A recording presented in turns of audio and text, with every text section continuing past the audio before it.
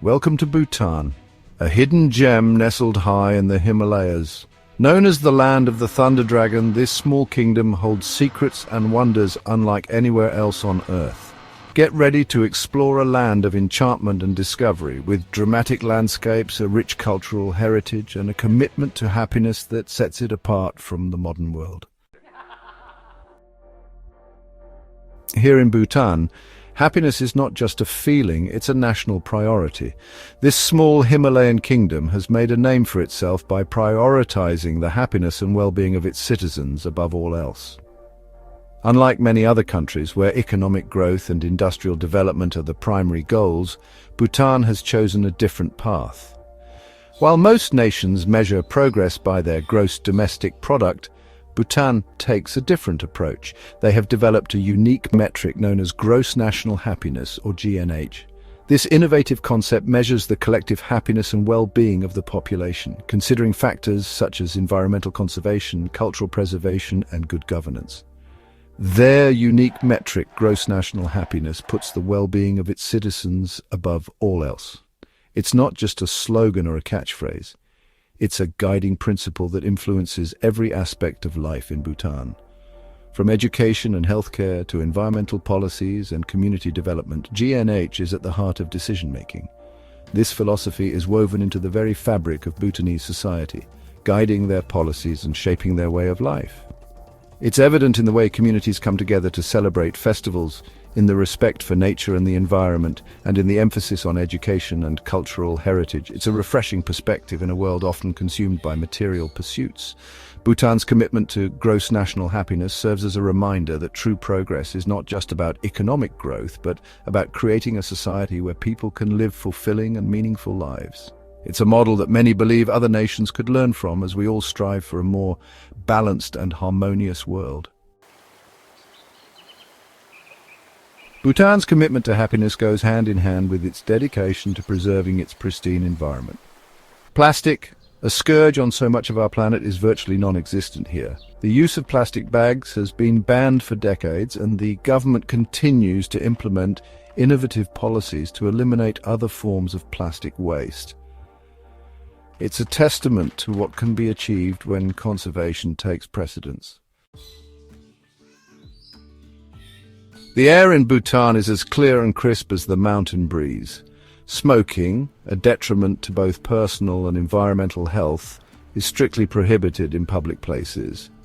Designated smoking areas are available, but the penalties for violating this law are severe. It's a bold stance that reflects Bhutan's commitment to the well-being of its people and the purity of its environment.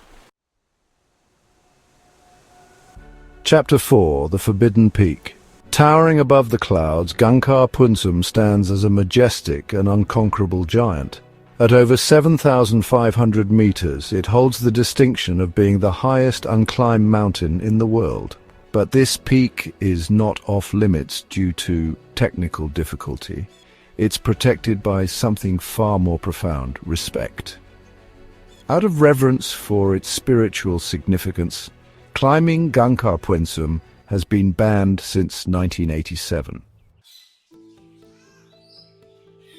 Chapter 5: A Nation of Peace and Compassion. In Bhutan, life is sacred, and that respect extends to all creatures. The Bhutanese people have a profound connection with their environment, treating every living being with kindness and reverence. This deep-seated respect for life is evident in their daily interactions, whether they are tending to their farm animals or simply enjoying the company of the wildlife that roams freely in their villages. The killing of any animal is strictly forbidden, a testament to the deeply held Buddhist beliefs that permeate Bhutanese culture. These beliefs are not just religious doctrines, but are woven into the very fabric of Bhutanese society. Monks and lay people alike participate in ceremonies and rituals that honor all forms of life, reinforcing the nation's commitment to compassion and non-violence. To satisfy the dietary needs of its people, meat is imported from neighboring countries. This practice ensures that the Bhutanese can maintain their dietary traditions without compromising their ethical stance on the sanctity of life. Markets are filled with a variety of imported goods, reflecting Bhutan's unique approach to balancing modern needs with ancient values, ensuring that Bhutan remains a sanctuary for all living beings. The lush green fields and abundant wildlife are a testament to the country's successful efforts in conservation and sustainable living. Here, humans and animals coexist in a delicate balance, each respecting the other's place in the ecosystem. It's a remarkable example of living in harmony with nature. The scenic views of Bhutanese nature, coupled with the traditional farming practices, highlight a way of life that is both sustainable and deeply fulfilling. Bhutan stands as a beacon of peace and compassion, showing the world that it is possible to live in harmony with all living beings. Chapter 6. A Symphony of Spice. Bhutanese cuisine is a delightful fusion of flavors, but one ingredient reigns supreme: the chili pepper. Forget the blandness often associated with vegetarian fare. Here, chilies are celebrated not as a mere condiment, but as a vegetable in their own right, and with good reason. In the high-altitude chill of the Himalayas, a bit of spice goes a long way in warming the body and soul. Chapter 7. Education and Healthcare for All. Bhutan believes that access to education and healthcare is a fundamental right, not a privilege. Education, from primary school to university, is free for all citizens, nurturing the minds of future generations. Healthcare, too, is provided without charge, blending modern medical practices with traditional healing methods, and these benefits are not limited to citizens alone. Visitors and foreign residents also enjoy access to these essential services. Chapter 8. Threads of Identity. The streets of Bhutan are a vibrant tapestry of color and tradition, thanks in part to the national dress. This dress is not just a piece of clothing, but a living tradition that has been passed down through generations. It is a reflection of the country's rich cultural heritage and the pride of its people. For men, it's the go, a knee-length robe. This garment is not only practical but also deeply symbolic. The go is tied at the waist with a traditional belt called a kira, creating a pouch above the waist that is often used to carry small items. For women, the kira, a long ankle-length dress, is equally significant. The kira is wrapped and folded around the body and secured with brooches at the shoulders and a belt at the waist. It is often paired with a blouse called a wonju and a jacket known as a tigo. Wearing the national dress is mandatory in schools, government buildings, and on formal occasions. This practice ensures that the younger generation remains connected to their roots and understands the importance of their cultural identity. More than just clothing, these garments are a powerful symbol of Bhutanese identity, representing the unity and uniqueness of the Bhutanese people. The intricate patterns and vibrant colors of the fabrics tell stories of the land and its history.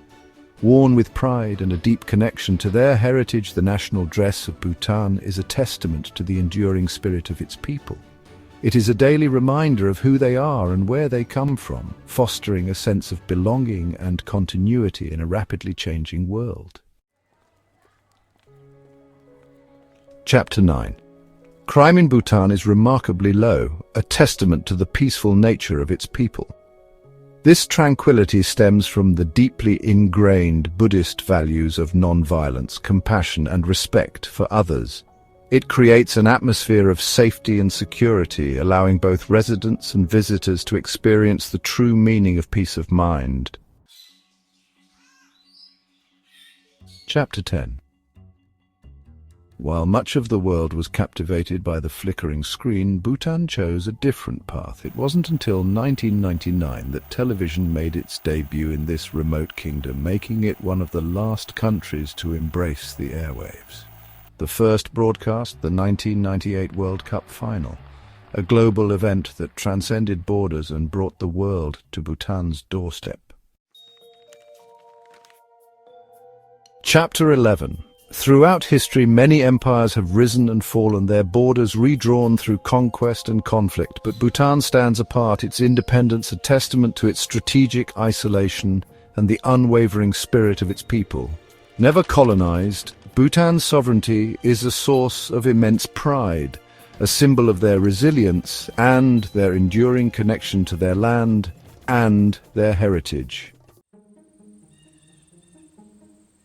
Otra, as we bid farewell to this enchanting kingdom, we hope you feel inspired by the unique and enchanting aspects of this incredible country. Bhutan stands as a beacon of hope, reminding us that happiness, sustainability, and cultural preservation are not relics of the past, but achievable goals for a brighter future. Stay tuned for more fascinating discoveries from around the world.